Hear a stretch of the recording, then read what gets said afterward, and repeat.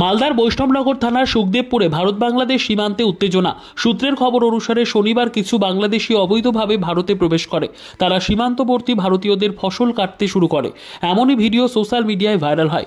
এরপরই বাংলাদেশিদের দিকে ভারতীয় গ্রামবাসী ও বিএসএফ তেড়ে গেলে সেখান থেকে তারা পালিয়ে যায়। স্থানীয় সূত্রে জানা গিয়েছে, প্রায় সীমান্ত পেরিয়ে বাংলাদেশি দস্যুরা ভারতীয়দের ফসল নিয়ে চলে যায়। সীমান্তে নানা প্রকার অশান্তি সৃষ্টি করতে বাংলাদেশিরা বেশ পারদর্শী। আজ ঠিক তেমনই কিছু করার উদ্দেশ্যে জড়ো হয়েছিল বাংলাদেশি দস্যু বাহিনী। তবে ভারতীয়দের তৎপরতায় বিএসএফ এর তাড়া খেয়ে পালাতে বাধ্য হয়। এই ঘটনা ঘিরে নতুন করে উত্তেজনা ছড়ায় বৈষ্ণবনগর থানার সুখদেবপুরে।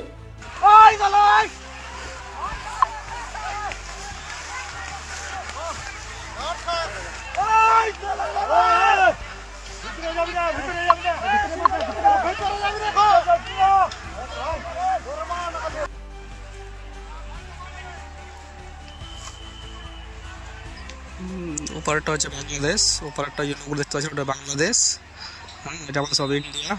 হ্যাঁ, ইন্ডিয়া আমাদের সুখদেবপুর বর্ডার, কালীচক থেকে ব্লক আমাদের পরে সুখদেবপুর বর্ডার। সেখানে আমাদের খুব ঝগড়া চলছে এখানে।